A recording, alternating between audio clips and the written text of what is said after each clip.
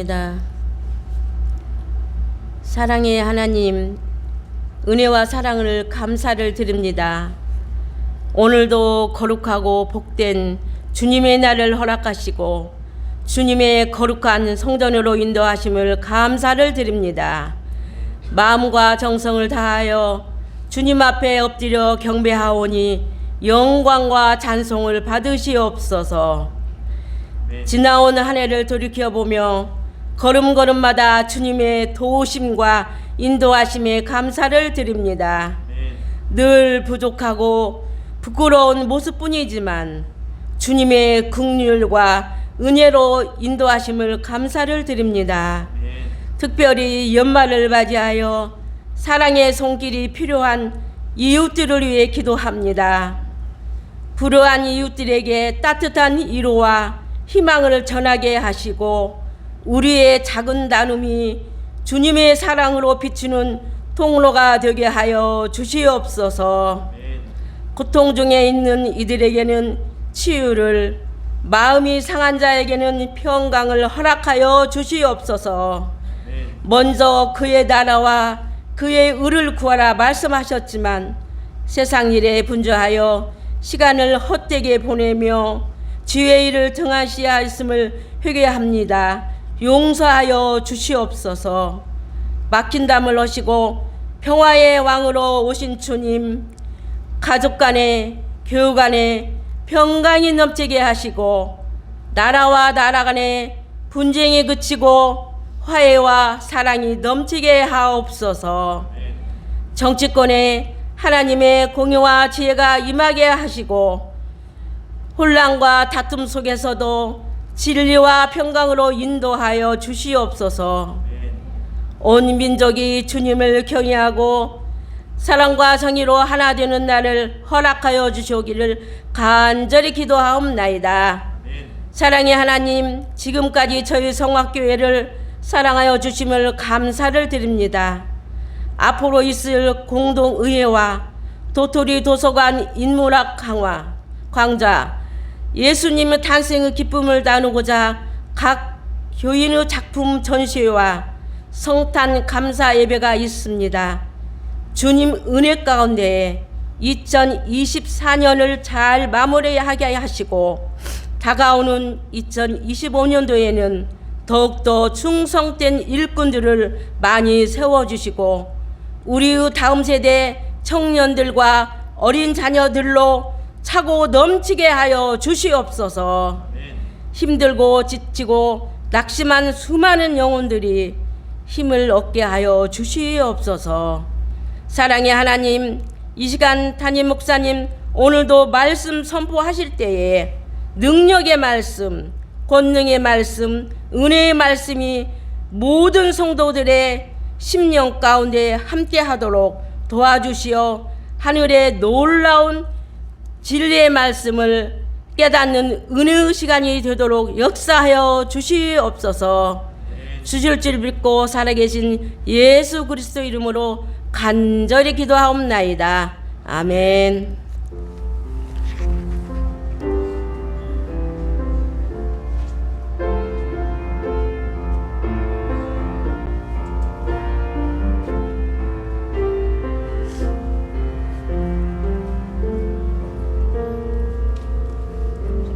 하나님의 말씀은 이사야 60장 1절에서 3절, 누가복음 1장 26절에서 33절까지 말씀인데 우리 읽기는 이사야서 60장 1절에서 3절까지만 읽도록 하겠습니다. 주보에 보면 중간 부분에 올려놨으니까 한번 읽으면 좋겠고요.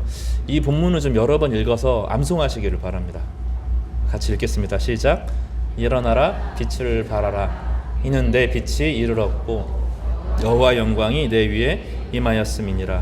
보라, 어둠이 땅을 덮을 것이며 캄캄함이 만민을 가리려니와 오직 여호와께서 내 위에 임하실 것이며 그의 영광이 내 위에 나타나리니 나라들은 내 빛으로 왕들은 비치는 내 광명으로 나아오리라. 아멘. 오늘은 어둠에 참 빛이 비추다 혹은 일어나라 빛을 발하라 라는 제목으로 대림절 두 번째 설교를 함께 나누도록 하겠습니다. 우리 옆에 있는 분들에게 샬롬으로 인사하겠습니다.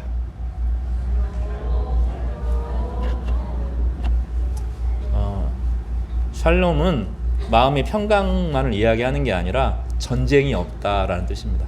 따라서 그러니까 전쟁이 그쳤다. 그런 뜻입니다. 하나님과 우리 사이에 전쟁이 그쳤다라는 것입니다. 하나님은 죄인과 전쟁 중이시죠. 악과 싸우시는데 더 이상 우리를 죄인 취급하지 않으시고 당신의 백성으로 받아들이셨다, 그런 뜻입니다. 그래서 하나님과 우리 사이에 전쟁이 그친 겁니다. 이게 얼마나 위대한 일인지 더 누리시고 더 누리시기를 바랍니다. 하나님의 백성 된 사람을 세상의 그 어떠한 나라도 잡을 수 없고 세상의 그 어떠한 힘과 권세로도 지배할 수 있는 명분이 없습니다. 이게 하나님 나라에 속한 것이기 때문입니다. 온풍기 좀 꺼주시겠어요? 뒤에.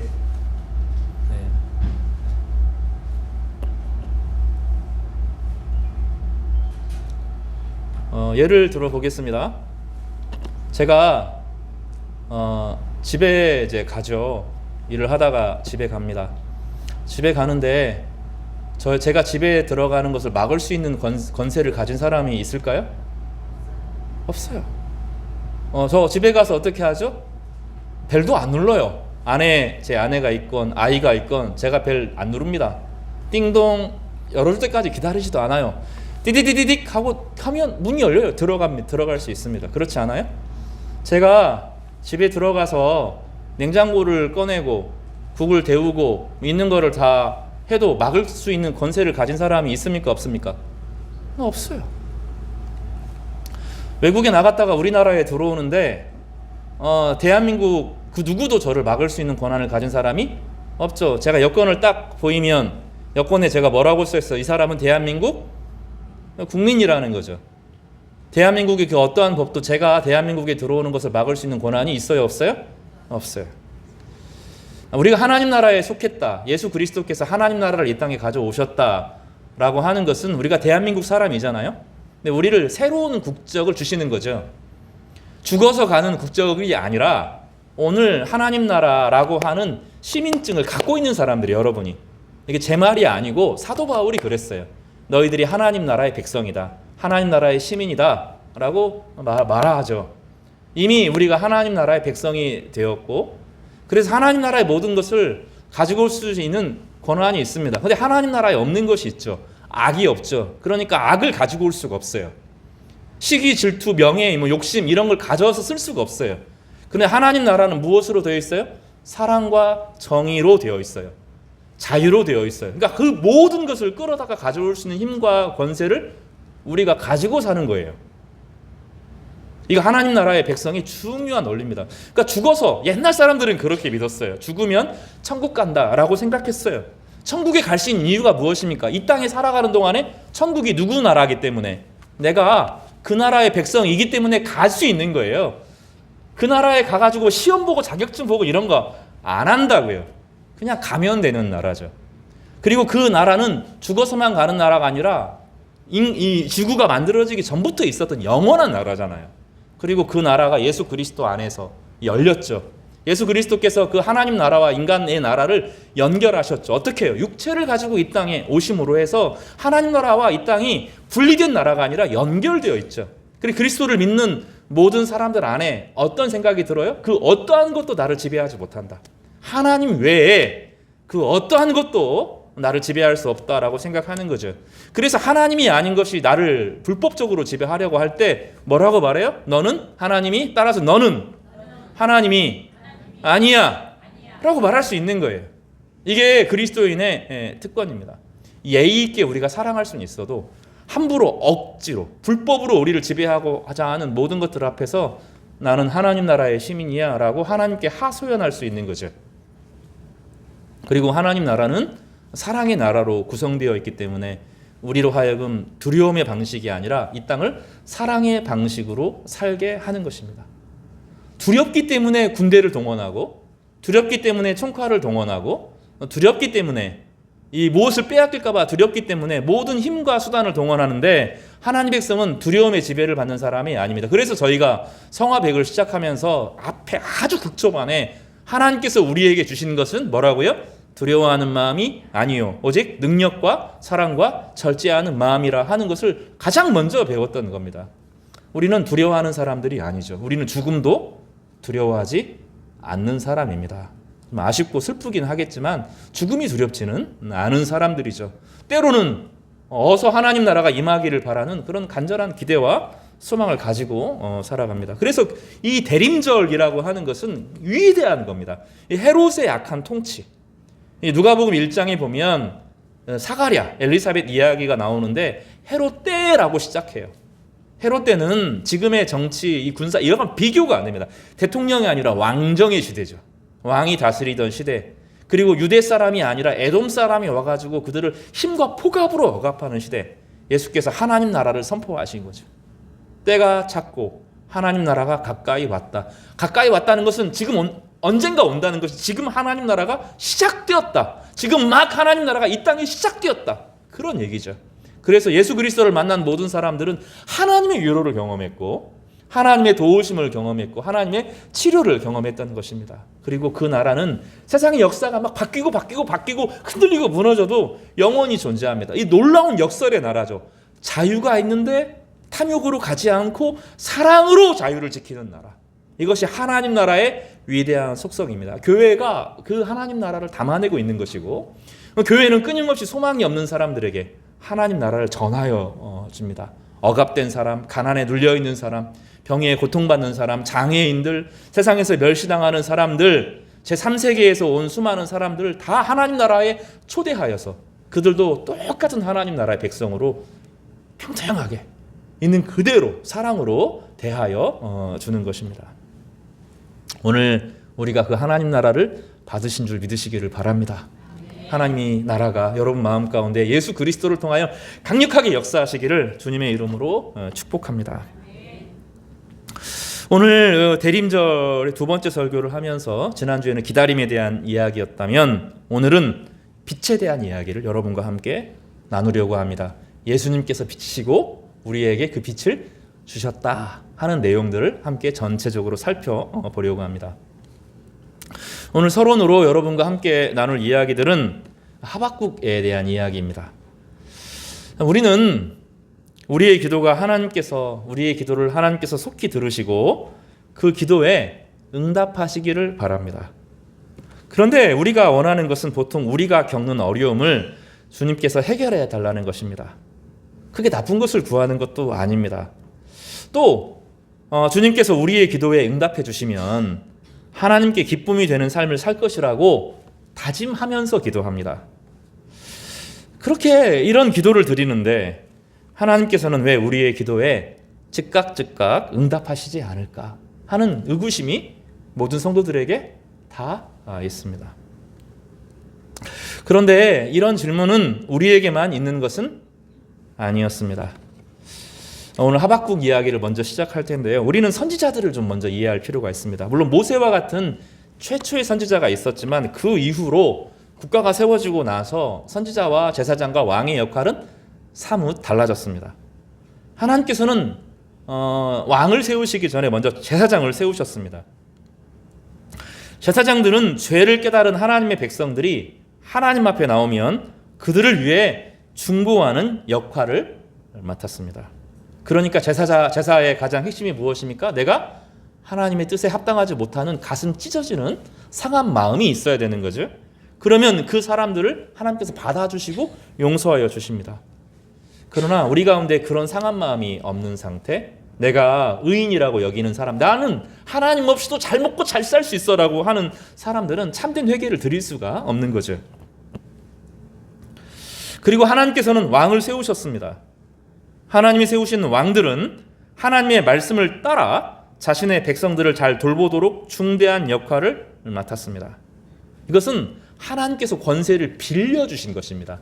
그 자신의 권위가 아니라 하나님께서 그들에게 권세를 잠깐 빌려주셔서 하나님의 통치와 자유가 온 나라에 임하도록 하는 것입니다. 그런데 이 권력자들이 항상 착각을 하죠. 내 거다라고 생각을 하는 겁니다.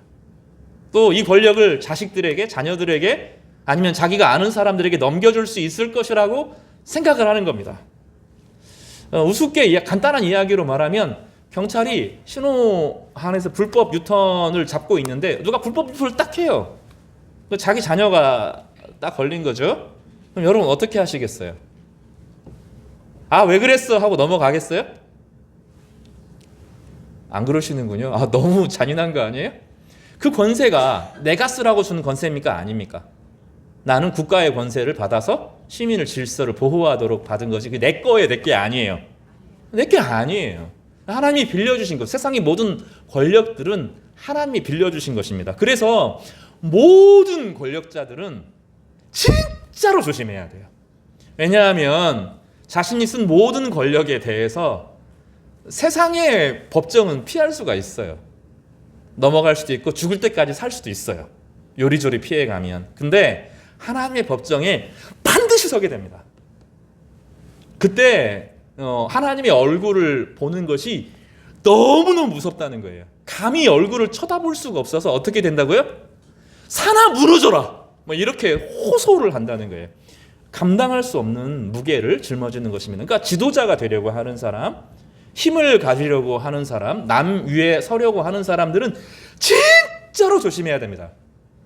늘 회개하는 마음을 가지고 살아야 돼. 내 힘과 권력이 하나님에게서 나온 건데 이 하나님에게서 나온 권력을 잘못 쓰면 정말로 무서운 심판을 당합니다. 그러니까 제일 무서운 죄가 그 죄입니다. 여러분, 간음, 음란 진짜 무서운 죄죠. 근데 우리나라 사람들은 그것은 무서워하지만 권력 남용이 얼마나 무서운지를 몰라요. 성경에서 가장 무서운 범죄는 권력 남용입니다. 하나님이 주시는 권력을 자신의 사적인 도구로 쓸 때 이 죄가 성경에서 말하는 가장 무서운 죄입니다. 근데 이렇게 왕들이 하나님 주시는 권세를 자신의 권세로 여겨서 함부로 사용하면 선지자들이 대결합니다. 선지자들은 너 잘못한 것 같아 이게 아니라 목숨을 걸고 나와야 선지자 역할을 할 수 있습니다. 왕이 받아들이면, 사람들이 받아들이면 넘어갈 수 있어요. 안 받아들이면 어떻게 하죠? 목숨을 걸어야 되는 것입니다. 왕들이 그 가난한 사람들의 소리를 듣지 못하면, 또 힘과 권력에 특정한 사람에게 모든 것이 집중되면 가난한 사람들이 당장 보호를 받지 못합니다. 이렇게 고통에 빠진 자들은 먼저 왕의 법정에 호송합니다. 그런데 정직한 왕들은 이들의 소리에 귀를 기울이고 문제를 해결하기 위해서 노력합니다. 그런데 왕들이 이 소리를 듣지 않으면 억울한 자들은 하나님께 호소합니다. 그러면 하나님께서 이들의 소리를 들으십니다. 하나님께서 이 소리를 들으신 후 선지자들을 통해 세상의 왕들, 권력자들에게 하나님의 말씀을 전합니다. 이 권력자들이 이 말을 들으면 문제가 해결되고 평화가 오고 하나님과 이스라엘 백성들 사이에서 평화가 생기지만, 만약 이 목소리를 듣지 않으면 선지자들은 권력자들과 목숨을 걸고 맞서게 될 것입니다. 히브리서에서 말하기를 구약의 많은 선지자들이 고문을 당하고 죽임을 당했습니다. 하지만 하나님은 이 왕들이 소리를 듣지 않을 때도 고통받는 자들의 소리를 반드시 들으십니다. 특히 타인의 고통을 자신의 고통처럼 여기며 자신에게 베푸신 은혜를 기억하는 나시린, 이 나시린들은 두 가지 일을 다 하는 거예요. 하나는 나의 모든 것이 하나님께 나온 것인데 이 감사를 깨닫는 순간이 오는 거죠. 그러면 자신의 시간과 마음과 육체들을 제한해서 수만하게 누릴 수 있는 자유가 있음에도 자발적으로 자유를 포기하고 하나님께 기쁨의 감사의 기도의 시간을 갖는 겁니다. 어떤 사람은 일주일, 어떤 사람은 2주일, 어떤 사람은 한 달, 어떤 사람은 너무 감사해서 3개월. 제가 아는 후배는 결혼을 하고 이 남편이 너무 좋고 아내가 너무 좋았어요, 둘이. 그리고 나서 이렇게 좋은 사람을 만나다니, 하나님께서 이런 축복을 주시다니, 이런 생각이 들어서 모든 걸 그만두고 1년간 단기 선교를 갔어요. 이게 나시린이죠. 여러분, 그런 축복은 없나 봐요. 저는 목사로 살아서 선교를 나갈 수는 없었는데 이렇게 그런 게 나시린이에요. 나시린은 하나님의 십자가의 은혜가 크고 하나님이 왕이신 것이 너무나 귀하고 내 인생을 이끌어 가신 것이 감사해서 자발적으로 자유를 누리지 않고 그 자유의 시간을 하나님 앞에 바치는 사람들입니다. 이건 누구도 억압할 수 없습니다. 그리고 또한 그 나실인들은 뭐 하는 사람입니까? 예민해지거든요. 식사를 줄이고 육체의 즐거움을 줄이면 몸이 예민해져요. 그래서 감각적으로 영적인 감각이 예민해지는데, 특히 금식을 하면 영적인 감각이 대단히 예민해집니다. 그럴 때 타인의 고통 소리를 들어요. 그리고 그것을 가지고 하나님 앞에 드리면 하나님은 세상의 모든 소리를 멈추게 하고 그 나실인의 소리를 들으셔서 하나님이 직접 개입하시게 되는 거죠. 오늘 따라서 해볼까요? 하박국이라고 하는 선지자가 있었습니다. 그는 므낫세라고 하는 악한 통치를 경험했습니다. 므낫세는 다윗의 아들 중에서 최고의 우상숭배자였습니다. 우상숭배가 진행되면 개인과 사회는 두 가지의 현상을 경험하게 되는데, 우상숭배는 두 가지 매이게 됩니다. 따라서 해볼까요? 탐욕, 두려움. 이 우상숭배에 빠진 사람들이 두 가지를 결단코 빠져나갈 수가 없습니다. 이 탐욕과 두려움이 사회 전체를 사로잡습니다. 그리고 이 탐욕과 두려움이 들어오게 되면 그 사회 전체가 사랑이 식어지게 됩니다. 므낫세가 죽고 개혁군주라고 불리는 요시야 왕이 등극했지만 그 사회에서 부자들의 횡포는 이루 말할 수가 없었습니다. 제사장도 타락했고 정치도 타락했고 특별히 법이 타락했습니다. 법관들이 타락했습니다. 그래서 하박국은 자신의 모든 것을 걸고 정의롭고 가장 높으신 하나님께 기도하기로 작정합니다. 1장 2절과 4절입니다. 하박국 성경에 제가 주보에 기록됐는데 보시겠어요? 여호와여, 내가 부르짖어도 듣게도 듣지 아니하시니 어느 때까지리까? 내가 강포로 말미암아 외쳐도 주께서 구원하지 아니하시나이다. 어찌하여 내게 죄악을 보게 하시며 패역을 눈으로 보게 하시나이까? 겁탈과 강포가 내 앞에 있고 변론과 분쟁이 일어났나이다. 이러므로 율법이 해이하이고, 이건 번역이 잘못됐는데 법이 굳어졌고 법이 마비가 되었고, 우리가 그 몸이 이제 그 내성마비나 아니면 뇌관이 터지면 몸이 굳어지잖아요. 그걸 말합니다. 그 법이 굳어졌고 정의가 전혀 시행되지 못하오니 이는 악인이 의인을 애워쌌으므로 정의가 굽게 행하여 지민이다. 여기 패역이라고 하는 것은 심한 부정, 사악, 무도라는 뜻입니다. 겁탈이라고 하는 것은 잘못된 것을 말하고 강포는 파괴와 폭력입니다. 갈등과 논쟁들이 일어나고 법이 마비가 되고 정의가, 여기서 중요한데, 앞으로 나아가지를 못해요. 정의가 실현되어지면 이제 앞으로 나아가야 되는데 강한 권력자들이 그것을 막고 있는 거죠. 사악한 자들이 의로운 자들을 애워쌉니다. 정의가 왜곡됩니다. 이렇게 선지자가 하나님 앞에 하소연합니다. 이 소리는 어디에서 듣는 겁니까? 세상에서 가장 버려진 가난한 사람들을 통해서 듣는 그 소리들이죠. 여러분, 성경이 온화하고 평온한 시절에 하나님께서 우리를 참 사랑하셔서 목자같이 돌보신다, 그런 얘기를 안 해요. 성경은 막 험난하고 악한 통치 가운데 하나님이 자신을 어떻게 드러내셔서 자신의 백성들을 건지는 이야기죠. 아주 다이나믹하고 극적인 이야기입니다. 성경 전체가 그런 얘기로 꽉 차 있어요. 하나님이 이 기도에 어떻게 응답하셨을까요? 하나님은 하박국 이야기를 들으시겠다고 작정합니다. 그래서 그 후반에 보면 내가 바벨론 군대를 보내겠다, 유다는 망했다, 그 얘기를 하는 거죠. 하박국이 또 당황하죠. 아니, 의인도 있고 연약한 사람도 있고 지금 악인의 문제를 이야기하는데 더 큰 악한 사람들을 데려와가지고 유다 전체를 망하게 하면 어떻게 하자고 하시는 겁니까? 따집니다. 하나님께서 남은 자들은 내가 보호할 거야. 의로운 사람들은 내가 다 보호할 거야. 그런데 힘을 악용한 사람들은 내가 심판할 거야. 내가 구별할 거야. 이렇게 말합니다. 어떻게 하시죠? 하나님께서 한 사람 한 사람 포로로 먼저 빼돌리시죠. 그래서 가장 고난당하지만 믿음이 있는 사람들은 먼저 포로가 되게 하셔서 힘이 없으니까 끌려가는 거죠. 바벨론이 1차 전쟁을 할 때 힘없는 사람들 싹 끌려가고 약한 사람들 싹 끌려가고 가난한 사람들 싹 끌려간 거죠. 나중에 그 기득권을 가진, 힘을 가진 사람들만 거기 남은 거죠. 그리고 그 사람들 스스로 뭐라고 생각했어요? 나는 선택받아서 이렇게 땅도 많고 이렇게 노예도 많고 이렇게 재산도 많고 우리 예배가 막 너무 화려하고 우리 찬양이 너무 좋고 막 예배를 드릴 때 감격이 일어나고 눈물이 나고 막 너무너무 해피해. 하나님 나를 사랑하셔. 우리는 남은 자야. 이 얘기를 하는 거죠. 나는 선택받았어. 이 얘기를 한 거예요. 하나님이 나 거기 없어. 여러분 다니엘서에서 이야기한 내용입니다. 나는 거기 없어. 이렇게 이야기하시죠. 나 이사했는데 저 가난한 바벨론의 포로로 잡혀간 그 사람들이 내 백성이야. 이렇게 보호하시죠. 그리고 바벨론이 쳐들어와서 부자들은 싹 죽이고 싹 데려가고 거기 가난한 사람들은 거기에 살게 하셨어요. 놀라운 방식의 역사가 일어나는 거죠. 이 하박국 전체는 이 불의에 대한 하박국 선지자와 하나님 사이의 논쟁을 다루는 것입니다. 하나님은 하박국의 얘기를 경청하셨어요.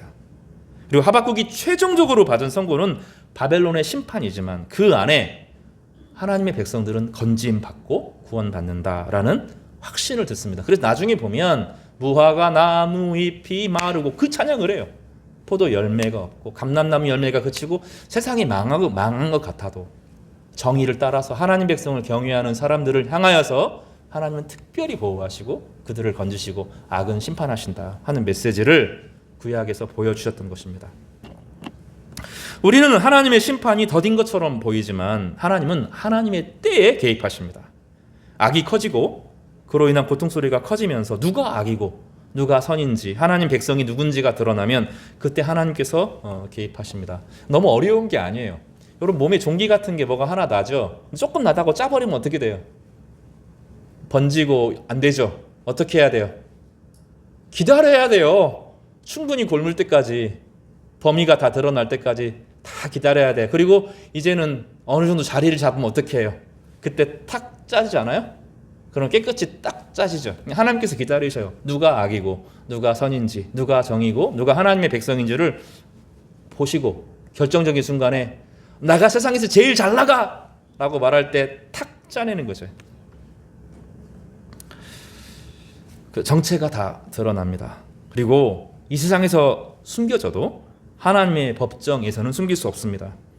하나님은 하나님의 법정을 여시고 그 심판은 누구도 막을 수 없고 그 심판대에 서는 사람들은 차라리 하늘이 무너지고 산이 무너지기를 바라게 될 것입니다. 성도 여러분, 그래서 우리는 낙담하지 않습니다.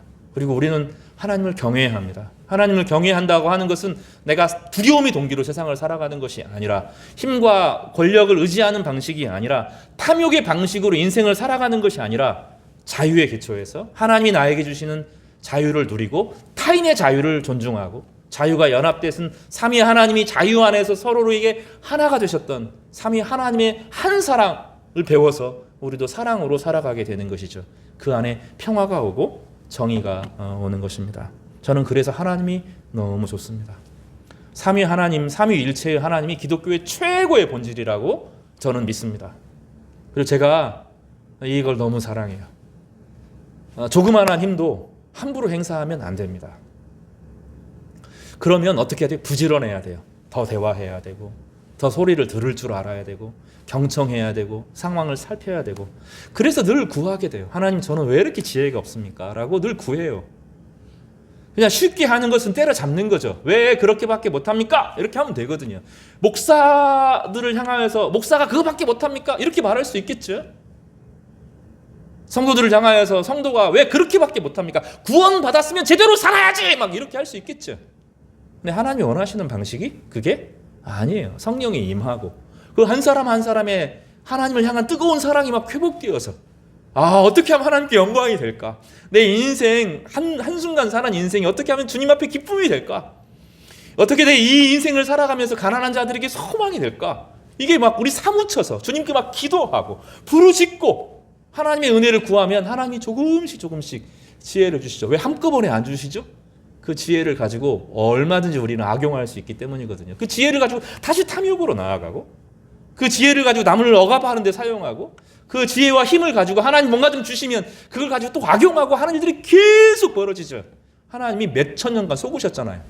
그래서 우리로 하여금 연단하셔요. 하나씩 가르쳐 주시고 배우고 지혜를 사용할 수 있는 우리 안에 뭘 주셔요? 하나님의 성품, 그리스도의 마음을 주시는 것입니다. 사랑하는 성도 여러분, 정의는 실행됩니다. 왜냐하면 하나님 나라가 영원하기 때문입니다. 정의는 실행되고 하나님의 백성들은 자유와 사랑에 부름받았기 때문에 그 어떠한 것도 우리를 불법적으로 억압할 수 없는 것입니다. 여러분에게 이 위로가 임하기를 소망합니다.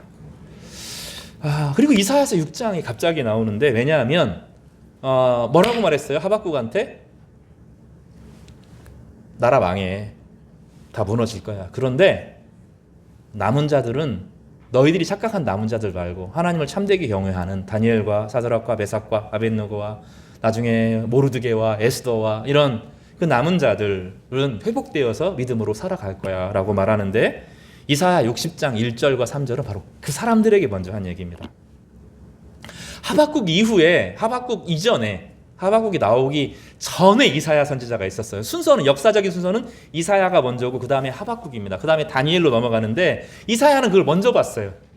하박국이 그런 탄원을 하기 전에 먼저 봤어요. 훨씬 먼저 보고, 하박국이 므낫세 이후로 사역했는데, 므낫세 아버지가 히스기야거든요.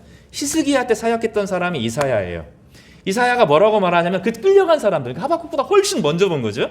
끌려간 사람들에게 이렇게 말합니다. 일어나라, 빛을 발하라. 이는 너의 때가, 너의 빛이 이르렀고는 네 때가 시작되었고 하나님의 영광이 내 위에 임하였음이니라. 이 얘기를 이사야가 먼저 봅니다. 하나님의 영광을 사모하던 사람들, 하나님의 거룩하심과 정의로우심과 진리를 사모하던 자들에게 하나님께서 격려하십니다. 이 말씀은 나중에 포로기에 들어갈, 나라가 망하고, 하박국의 예언대로 나라가 망하고 끌려가지만 믿음으로 살았던 바로 그 사람들에게 한 메시지입니다. 저는 제가 전주성화교회에 처음 부임했을 때 느헤미야서를 강의했습니다. 느헤미야는 포로기의 서름을 견디고 페르시아의 식민지에서 행정관료로 성공한 사람입니다. 그런데 그는 자신의 한 세대 전에 유다에 돌아가서 성전을 쌓았던 공동체가 위기에 빠졌다는 소식을 듣고 자신의 모든 역량을 다해 유다의 공동체를 세우기 위해서 페르시아의 그 고관 행정직을 다 내려놓고, 권리를 내려놓고 유다로 내려갑니다. 그는 불굴의 의지를 가지고 성벽을 쌓았고 사람들을 설득해서 공동체를 세웠습니다. 외적의 침공으로부터 자신의 백성들을 지켰습니다. 그는 외교적 역량을 발휘해서 페르시아의 인정과 도움을 얻어내기도 했습니다. 그는 특별히 가난한 자와 부자의 갈등을 해결했습니다. 그는 솔선수범했고 사람들은 그를 신뢰했습니다. 느헤미야가 읽었던 말씀은 단연 이사야서입니다. 하나님을 경외함으로 악을 버리고 이웃을 선대할 때 하나님 앞에 죄를 고백하고 주의 용서를 구하는 것입니다. 그러면 주님께서 우리를 선대하시고 회복시켜 주십니다. 느헤미야는 과거 자신들의 조상들의 죄를 마치 자신의 죄인 것처럼 고백했습니다. 우리는 이걸 중보기도라고 하는데, 중보기도의 전제는 나시린입니다. 나시린으로서 중보기도 했습니다. 이 회개라고 하는 것은 하나님 용서해 주시오만 그치는 게 아니라 회개할 때 죄의 중독이 끊어져요. 지난주에 우리 지난번에 추수감사 설교를 할 때 아사셀 염소 이야기했죠. 염소를 2마리를 죽이는데 한 마리는 죄 용서를 위해서 죽이고 하나는 죄를 짊어지고 떠나보내게 하는 거죠. 어떻게 하면 이 죄의 중독, 계속 반복되는 이건 아닌데 하면서 또 짓는 그런 것들이 우리 가운데 있거든요. 어떻게 끊어집니까? 진짜 회개는 이것을 끊어내는 힘이 있어요. 그래서 이 죄를 중보한다라고 하는 것은 죄 용서를 구하는 것만이 아니라 이스라엘이 다시는 그 과거의 탐욕의 죄, 우상 숭배의 죄, 우상 숭배라는 게 탐욕과 두려움인데 이것을 어떻게 끊어내는지 느헤미야는 회개에 기도합니다. 그는 밤마다 기도했고 주님의 음성을 들었습니다. 일어나라, 빛을 발하라. 이제 너의 시간이다. 너의 때가 왔다. 하나님의 영광을 사모하고 하나님을 경외하는 것처럼 이제는 내가 빛이 되어서 어둠을 밝힐 것이다. 이것이 느헤미야가 읽었던 하나님 말씀, 하박국 전에 이사야에게 했던 그 메시지를 지금 느헤미야가 포로기에 듣고 있는 거죠.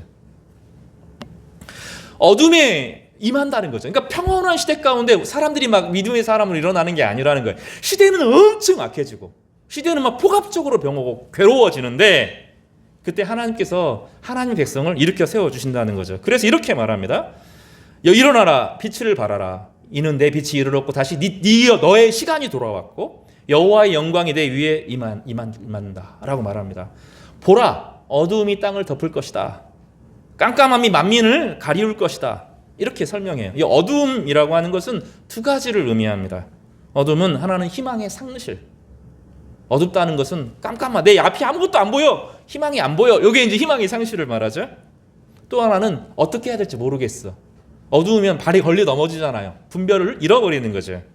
그래서 이 희망의 상실과 분별력의 상실이 오는 거죠. 사람들이 어두우면 다 바보 같은 짓을 해요.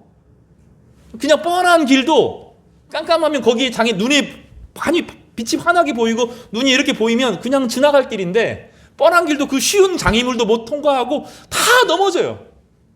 상식을 행하지 못해요.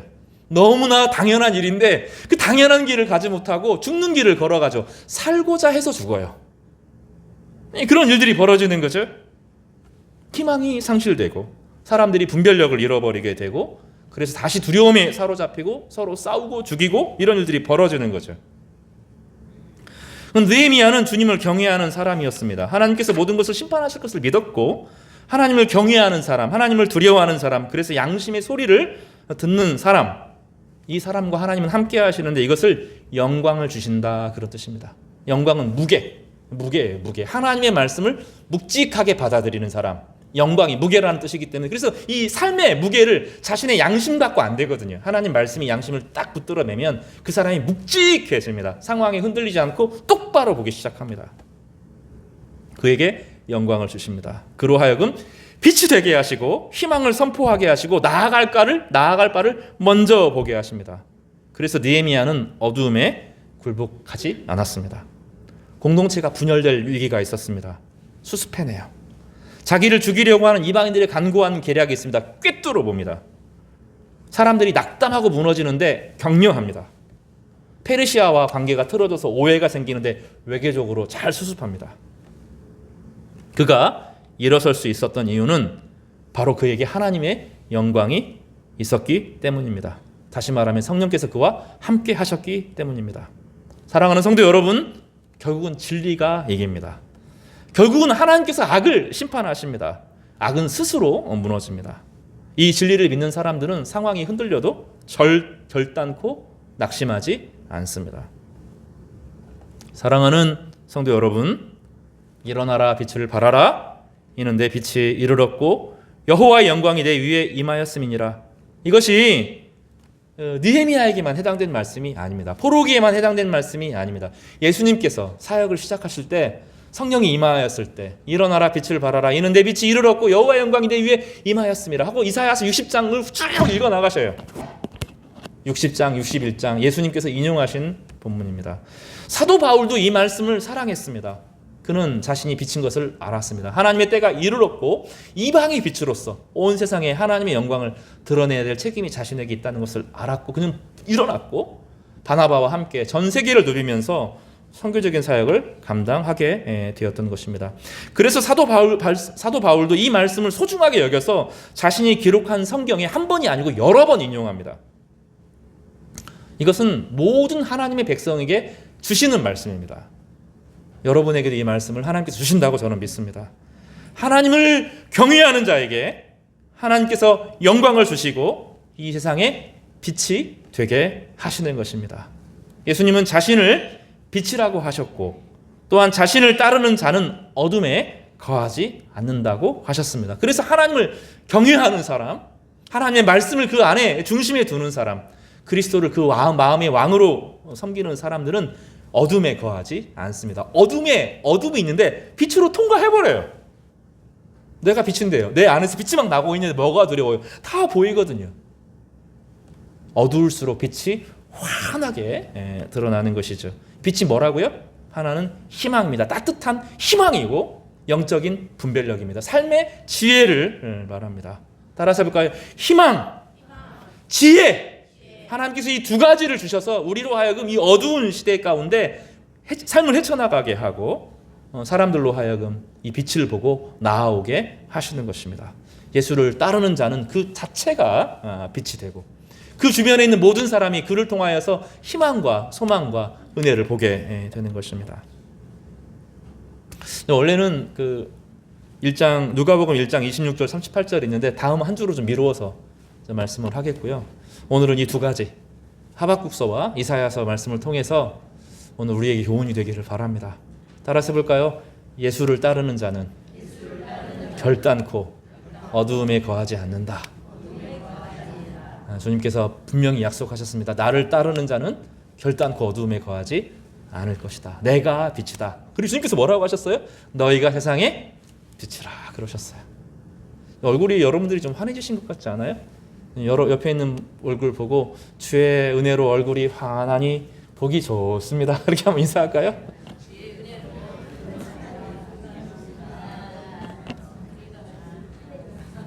예, 주님께서 여러분이 빛이 되시기를 바랍니다. 주님을 따르는 자는 영광이 그 안에 있어서 하나님의 말씀에 묵직한 무게가 우리 삶 전체를 붙들어 낼 겁니다. 그리고 희망이 없다라고 말하는 사람들에게 여전히 하나님이 희망이시다. 하나님의 나라는 자유와 사랑의 나라이고 우리에게 지혜를 주셔서 이 어둠을 헤쳐나갈 수 있는 능력을 주실 것이다. 여러분 담대하게 세상을 이기시는 우리 성도 되시기를 주님의 이름으로 축복합니다. 기도하겠습니다.